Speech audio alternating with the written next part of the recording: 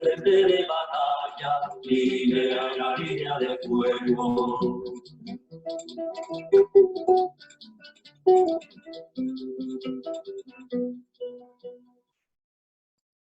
Well, I'd like to welcome all of you to this educational session, one of a series that Socialist Resurgence has been sponsoring. I'm Michael Schreiber, and Kolya the cat is here too with us for a moment. So this class will deal with the revolutionary events in Spain in the 1930s. And what I thought was my talk will be in two parts. The first part will take about a half hour, and we'll deal with the social and political background to the events. And then we'll take a very short break, maybe 2 or 3 questions or discussion, just to give us all a break. And then in part 2, which will take about 15 minutes, I'll deal more with the exciting events of 1936, the strikes and the attacks by the fascists and the start of the war and so forth. So just to help put things in context, let's note the fact that in the late 1930s and even today, the war in Spain has been a topic that's mesmerized politically minded people throughout the world. And I think hundreds of volumes have been written on the topic. And with them, the readers often presented with a kaleidoscope of viewpoints as to what actually took place in Spain and why.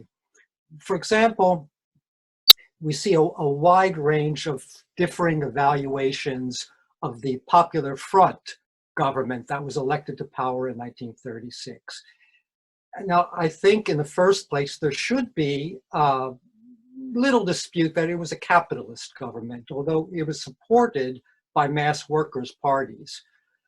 Although the Spanish Socialist Party had become the largest party in the parliament in the 1936 elections, the cabinet at the beginning was made up exclusively of representatives of liberal capitalist parties, and the premier was a Republican, bourgeois Republican named Manuel Azaña.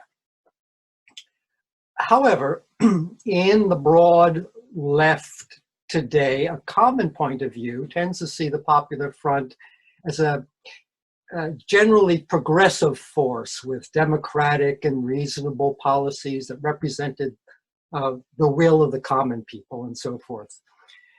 In the 1930s, the Spanish Socialist Party boiled it down to being a anti-fascist government.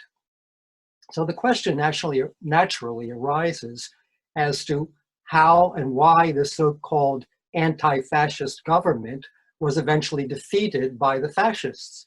The most common argument stresses the military question, the defeat that came about because Britain, France, the US, and so on, refused to give arms to the Spanish Republic. Only the Soviet Union, to a bit Mexico, gave them arms, and that was insufficient. And echoes of this viewpoint are echoed today, but even by some progressive historians on the subject of the Spanish Civil War, even though they might acknowledge the numerous accounts by the anarchists, Trotskyists, left socialists, and so on, that criticize the Popular Front government. The popular writer Adam Hochschild, for example, who, well, I don't have his book handy. Oh yeah, here it is, yeah. Very exciting book.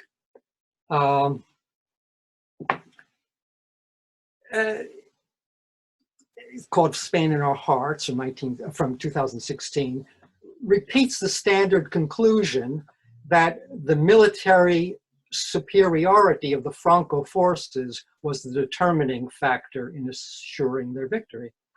And also Paul Preston, who's a professor at the London School of Economics and one of the preeminent writers and researchers in the subject, takes this point of view. A few years ago, for example, He wrote an article in the Guardian newspaper concerning the novelist George Orwell's book, Homage to Catalonia, in which Orwell, you might know, chronicles his own experiences fighting with the militia of the PUM, the Partido Obrero Unificado Marxista, the ongoing revolution by workers, the counter-revolutionary actions by the Stalinists, and so on. Preston wrote that these matters were only peripheral to the real struggle against Francoism, which was a military one, and that Orwell himself came to that point of view just a few years after Franco's victory, when Orwell was back home in England. So in reference to Orwell, Preston wrote, quote, "He had been exhilarated to find," and now he's quoting Orwell, "a town where the working class was in the saddle," end quote. But the collectivist experiments of the autumn 1936 had not created a war machine. The May events, he's talking about the events in 1937 in Barcelona, were about removing revolutionary obstacles to the war's efficient conduct. He, that is Orwell, acknowledged this in his 1942 essay, Looking Back on the Spanish War, quoting Orwell, "The Trotskyist thesis that the war could have been won if the revolution had not been sabotaged was probably false. To nationalize factories, demolish churches, and issue revolutionary manifestos would not have made the armies more efficient. The fascists won because they were the stronger. They had modern arms and the others didn't." Now, of course, you might know, Orwell and Preston oversimplify and distort the real positions of Trotsky and his supporters on Spain, although I think unintentionally. And the purpose of the attack on the workers in Barcelona in 1937 was not at all as Preston describes it, that is to ensure the war's efficient conduct. Because none of the revolutionary armed workers were against efficiency in the war effort, and I think to accept the word of the popular frontists and the Stalinists in this is not worthy of a scholar like Preston. And we'll discuss the May events towards the end of this class. But I think in the meantime, we might ask, don't the conclusions of Orwell in 1942 and Paul Preston, Adam Hochschild today leave some gaps in any inquiry into the war? Exactly why was it, for example, that the US, Britain, and France refused to sell arms to the Spanish Republic? The general answer in the history books is that they were hoping to appease Hitler and thus avoid a world war. And yes, that might have been true enough, but was that all there was to it? Or was it primarily, perhaps, that they feared the outcome of the working class struggle in Spain itself, a victorious workers' revolution that could have the potential of spreading to their own countries? Because after all, didn't the Popular Front leaders, I think as we'll see, have precisely these fears in mind when they arrested working class leaders and when they sent police and troops to put down struggles by the workers and the poor peasants? The coup by the right-wing generals might have been nipped in the bud or forestalled completely if the Republic had taken the opposite course of action. It might have supplied arms to the workers' organizations who were begging for them right at the outset of the Francoist rebellion, or it might have appealed to the peasant youth in Franco's army with assuring them that they would take steps to divide the big estates amongst the landless, or appealed to the Moroccan mercenaries by its support for self-determination for Morocco, for example. That's what a real revolutionary workers' government could have done. But the fact is that the pro-capitalist Popular Front leadership feared the revolutionary mobilization of the workers and the peasants more than they feared the fascists. So, giving some background, let's say that Spain in the early 20th century was one of the poorest countries in Europe. In economic terms, it had more in common with the semi-colonial countries in Latin America and Africa than it did with the countries of Western Europe. It was a semi-colonial country that was itself colonialist. In the 1920s, after a very bloody war against Moroccan nationalists, Spain was able to consolidate its power over the northern and the southern portions of Morocco and the area even to the south called Spanish Sahara. Spain ruled those areas in agreement with France, which held the main central portion of Morocco. And that fact was to have a bearing on the refusal of the Republican government during the Civil War to grant self-determination to Morocco. Because, as we had indicated, the Popular Front was afraid to rile the French colonialists since it was attempting to obtain weapons from them. Like most underdeveloped countries, Spain offered mainly farm products and minerals to the more developed world in return for manufactured commodities. 2/3 of its exports were farm products. There was some heavy industry, but those facilities and the mines were largely owned and controlled by capitalists in Britain, France, Belgium, the United States, and so on. But although the imperialists provided Spain with needed capital in certain areas, their presence tended to put a brake on the development of Spanish industry itself. Because the Western capitalists, naturally, they weren't keen to finance Spanish industries that might compete with them. As a result, Spanish industrial products amounted to merely 1.1% of world trade in 1930. At the time, some 70% of the population still worked the land. And as in many countries in Latin America, even today, a few very big land owners or oligarchs presented the major power bloc in the country, often ruling villages and the territory around it as their own estates, as political bosses or caciques. The same families often owned commercial and financial interests in the cities, where they shared ownership with the imperialists. And they were also the patrons of the vast bureaucracy and government. Many people owed their jobs to these wealthy oligarchs. And furthermore, they were well integrated into the officer corps of the army, which tended to be sort of a club for the sons of the upper classes. And vast governmental sums were spent upon the army, some 51% of the national budget in 1922. But most of that money went to the pay of the officers, and then a great deal to bribes and corruption and so on. The troops themselves were very poorly paid, poorly equipped. So although they had their tentacles everywhere in countryside or the city, the oligarchs saw them as themselves as a closed caste. They were loyal to the monarchy, the church, and the old traditions that were carried down for centuries.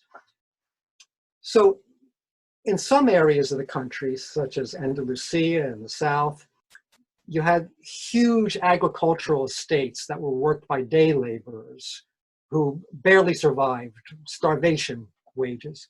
In other areas, as in Castile, the estates were generally rented out in parcels to tenant farmers. They were like our sharecroppers in the south in this country.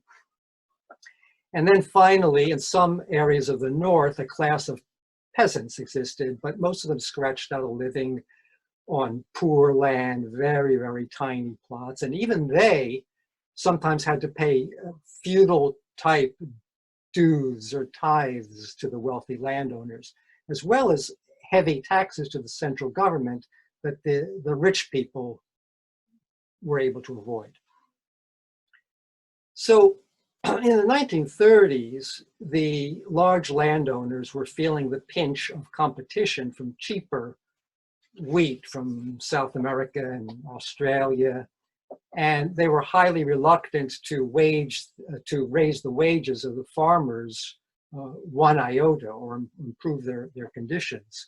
And for that reason, they saw the need to stamp out the new farm worker unions that were proliferating in rural areas.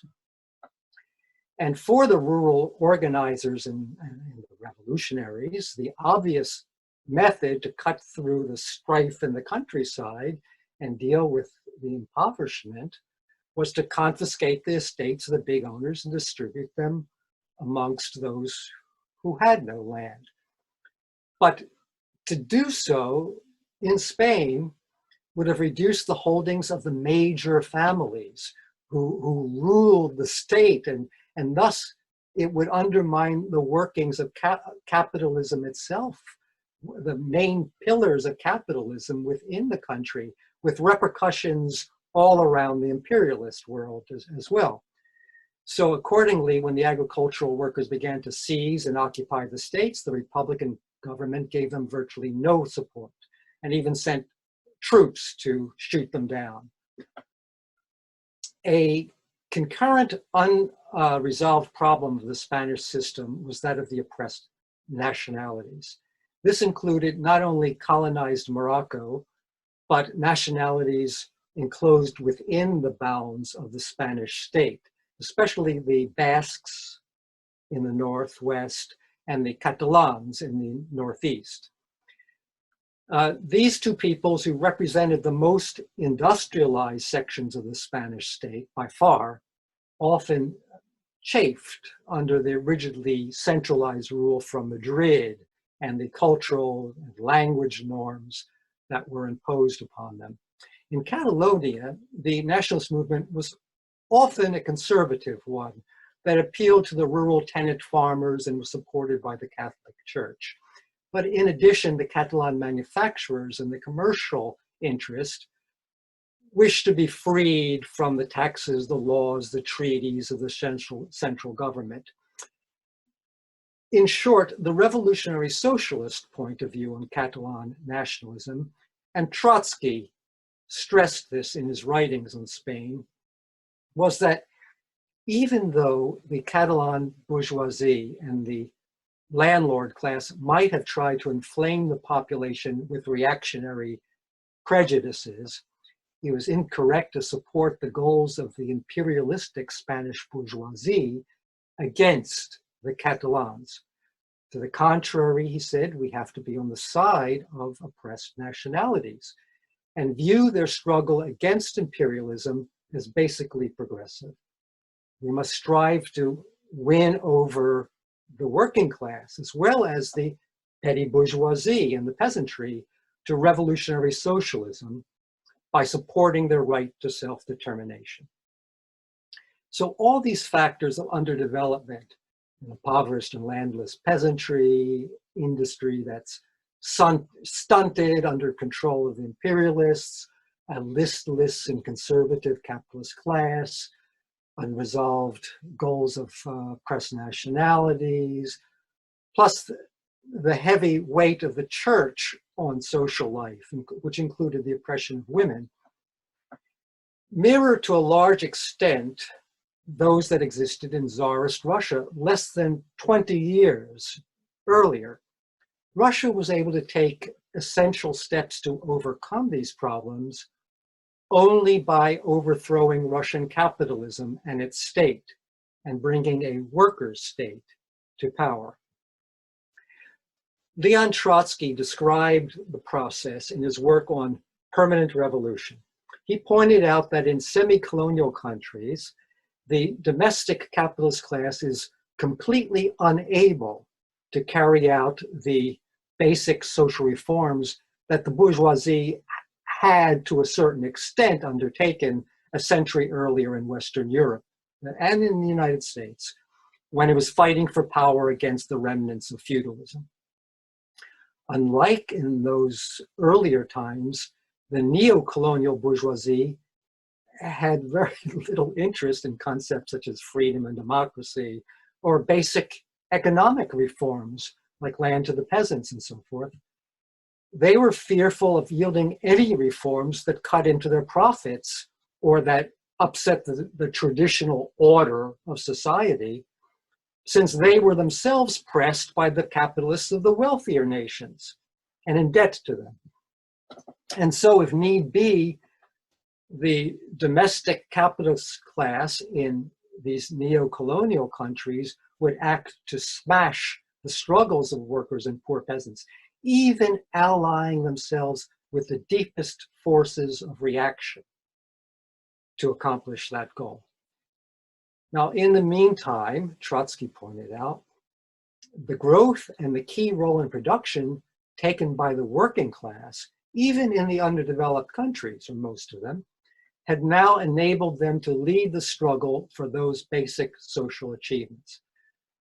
But such accomplishments only could be brought about fully as part of the struggle to bring the working class itself to state power and overthrow and supplant the capitalist system. In contrast to those words, those views of Trotsky and of Lenin, Social Democrats and the Stalinists generally prevailed upon the workers and their allies to hold back the struggle to one that would achieve compromise with the bosses and the oppressors. These two reformist currents maintained that the struggle for socialist revolution needed to be postponed to a stage sometime way in the future, who knows when a more industrially advanced form of capitalism would arrive, and then the working class would be stronger. Trotsky thought that such ideas were insane and dangerous. Experience showed, he said, that in Russia, the working class, although small relative to the overall population, was able to take leadership of the struggle and to successfully overthrow capitalism.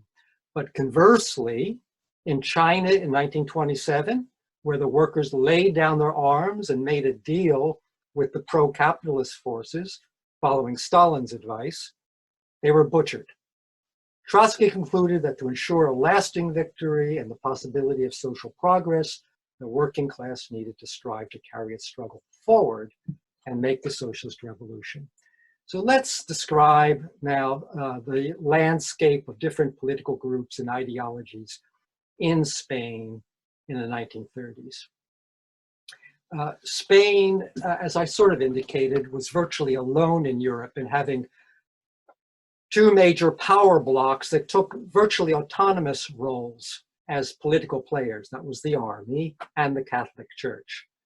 Through bequests from the wealthiest sector, the church had gathered really great riches, only as much as 1/3 of the capital wealth in Spain, according to one government minister. And the church owned factories and banks and mines and plantations and railways, the whole transit system in Madrid and so on. And they also ran most of the schools. So by the mid-1930s, the main political party in Spain was the church-supported party, the CEDA, the Spanish Federation for Autonomous Rights. Under the leadership of a young Catholic lawyer, Gil Robles, the group merged with most of the monarchist parties, which resulted in the founding of the CEDA, and it served as a pole for most of the reactionary forces in Spain to coalesce around. In 1934, the CEDA was invited to enter you then had a conservative Republican government. And that sparked a rebellion of working class forces most notably the one that centered around the miners in Asturias in the far north, who took measures to set up a revolutionary socialist commune in the area.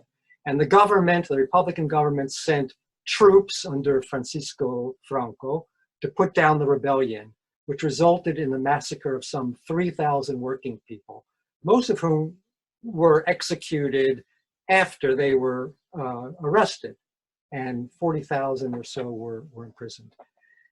Now, that massacre served later as a rallying point for subsequent workers' struggles, but the right also drew lessons from it. As Minister of War in 1934, Robles met with top army officers to make plans for a military uprising that would topple the Republican government. This is 2 years before they actually did it. Basically, the plan was to wait to see if Robles and the Seda would be elected to form an authoritarian government in upcoming elections. And if that didn't work, then the military would move in. Now, the major monarchist party that did not merge into the Seda was Renovación Española, which was headed by José Calvo Sotelo, who was likewise in touch with the Italian fascists and declared himself to be a fascist. And in 1934, representatives of Sotelo's monarchists, together with the rival monarchist grouping, the Carlists, and a military representative, traveled all the way to Rome, met with Mussolini, and Mussolini assured them that when the military uprising took place, he would send them aid. It's somewhat ironic that it was Sotelo's assassination in 1936 that was the immediate fuse for the Francoist revolt.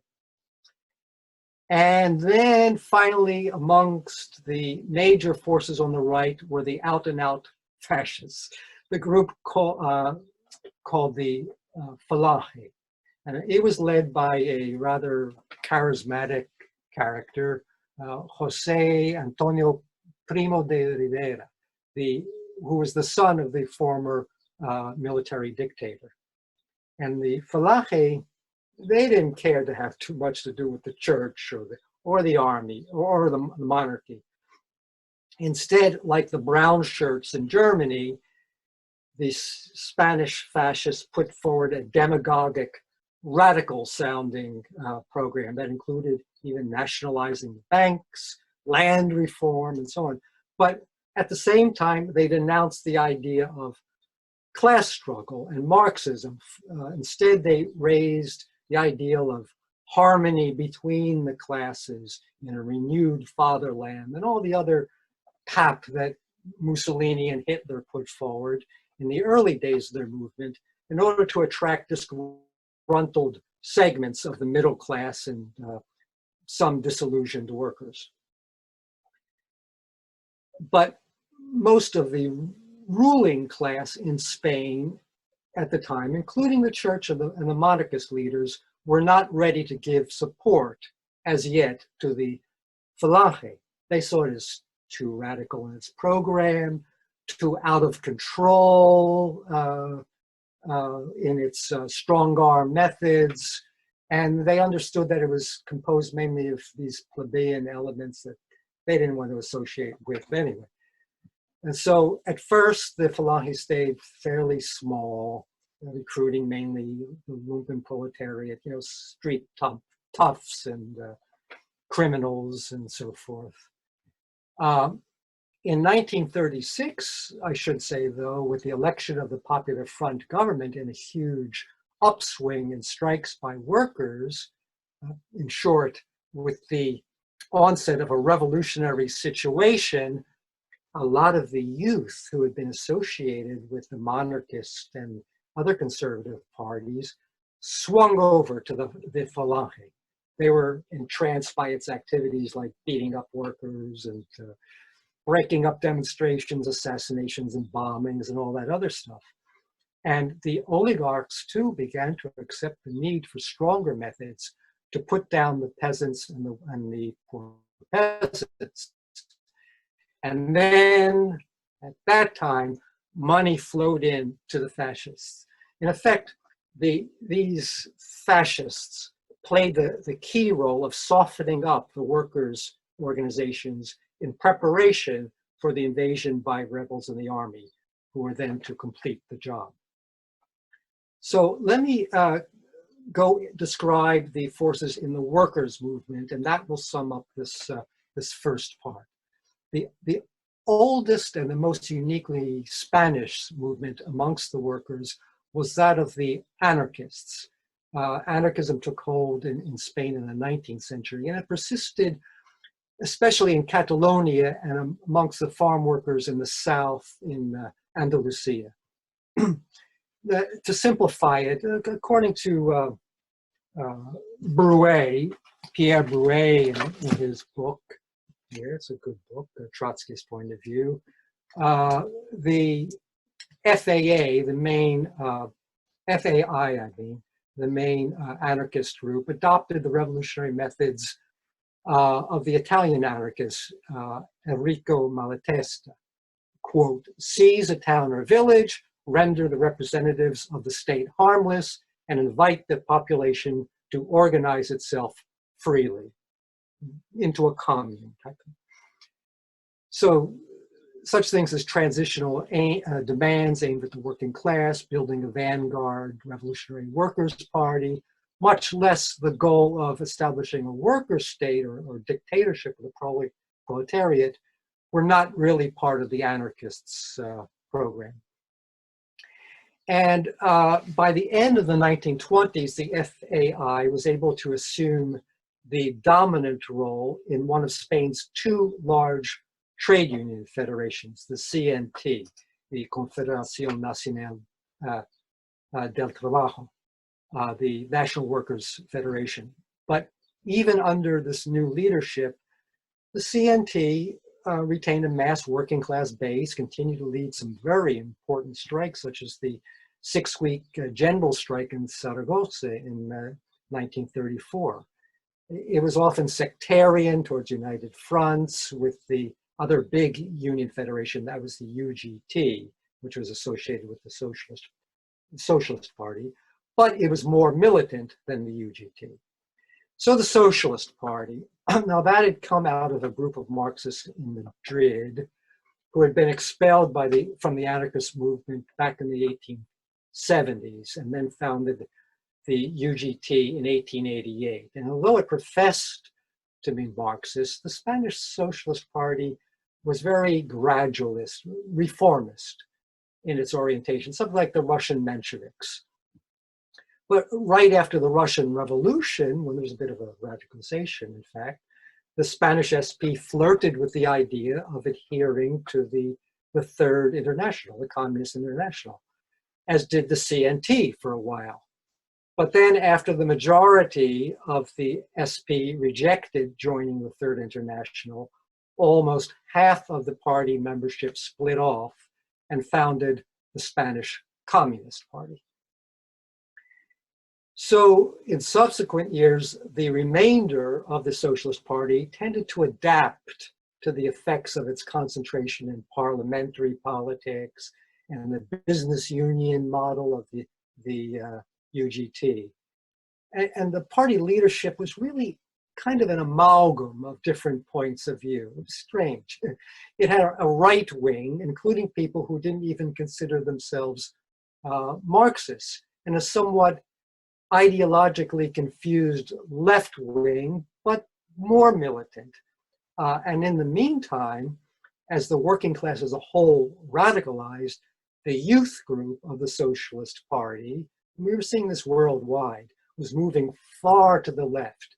And even at one point called on the small Trotskyist forces in Spain to join with them in building a Fourth International. The principal leader of the ostensible left wing of the Socialist Party was an opportunist figure named Largo Caballero, who, because of his rhetorical utterances some people called the Spanish Lenin. In the 1920s, Caballeros was an utterly reformist politician and a bitter anti-communist. Yet by 1934, at age 67, and under the influence of the radicalizing youth in his party, Caballero began to move towards the left, even speaking of the need to return to Lenin and restore the lessons of the Russian Revolution. Nevertheless, in September 1936, he became the premier of the bourgeois Popular Front government, which is something that Lenin never would have done. Now the Communist Party, that remained a relatively small group with just a few thousand relatively inexperienced members up until 1936, when it was able to absorb this youth group of the Socialist Party, and it quickly grew to about 30,000 members. Until the mid-1930s, the CP was enmeshed in Stalin's ultra-left, what do you call it, his third period, which caused them to refuse to join any united struggle with the Socialist Party or any other workers' organization, which they considered to be tools of the bourgeoisie. But in and around 1935, the Stalinist Communist International changed its policy 180 degrees. Hitler's ascent to power in Germany, which was facilitated by the unwillingness of the German CP to make a united front with the Social Democrats against the Nazis, made Stalin fear that Germany would rearm and move against the Soviet Union. And so he hoped to make common cause with France and Britain again, a situation in which these two imperialist powers would block with Germany against the USSR. So to do this, the Communist International needed to demonstrate that they could be, quote, reliable partners of the so-called liberal democratic governments, Britain, France, and so on. So they were instructed to quickly turn their back on the sectarian third period policies and initiate a new period of collaboration with what they considered the progressive bourgeois elements in a front to defeat fascism. So in January 1936, for the first time, the Communist Party backed the pro-capitalist Popular Front government in the elections.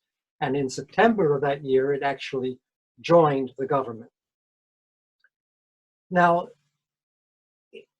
the Communist Party played a relatively small role in the first months of resistance to the fascist and the military rebellion. But Stalin soon agreed to sell arms to the Republic, which started coming in before the end of the year. And the Soviets also sent numerous advisors from the Comintern to aid the Republican forces. And by this technique of applying the Soviet weapons to militias that the CP or its allies controlled, while denying them to the militias that the Anarchists and the POUM were active in, the Stalinists were able to increase their influence in the workers' movement as well as in the government circles. And in fact, when at the end of 1936, the POUM asked the Spanish government to accept Leon Trotsky as a refugee on its soil, the Communist Party announced that that step alone would mean that the Soviet Union would cut off all aid. By that time, the CP had become the chief counter-revolutionary force within the workers' movement. Now let me deal with the POUM, just a couple more paragraphs, and then we're done with part one. Leon Trotsky had urged Spanish Trotskyists to orient to and enter the Socialist Party and the SP Youth, as the leaders, as we said, of the youth group had wanted them to do. But the main Trotskyist leaders, led by very experienced cadre like Andres Nin, turned their back on that tremendous opportunity, allowing the Stalinists to beat them out. Instead, Nin moved towards a merger with the grouping led by his old friend and comrade, Joaquin Maurin, the Workers and Peasants Bloc, which was based almost entirely in Catalonia. That organization embodied most of the former Communist Party branch in Catalonia, which had been expelled by the party as part of Stalin's purges in the late 1920s. But whereas Nin and his group were backers of Trotsky's left opposition, Maurin was oriented to the Bukharinist right opposition in the Soviet Union and the International. And Trotsky tried to explain that it was not sufficient to build a party simply on the basis of anti-Stalinism, while remaining indifferent to the political program. It was true that the merger with Maurin and the formation of what became the PUM created an organization of a claimed 40,000 members. It was much larger than the Communist Party at that time, but it was a politically confused organization, composed of feuding currents limited just to one section of the country, and most importantly, without a clear program of how to move the struggle forward and how to lead the working class to power. And in fact, the PUM quickly demonstrated its confusion when it gave its support to the Popular Front government in Madrid, and later even joined the regional Popular Front government in Catalonia. And yet, even though Nin and Trotsky had very strong political differences and eventually broke relations, the Stalinists persisted in labeling the PUM Trotskyist and persecuting it on those grounds as alleged collaborators with the fascists.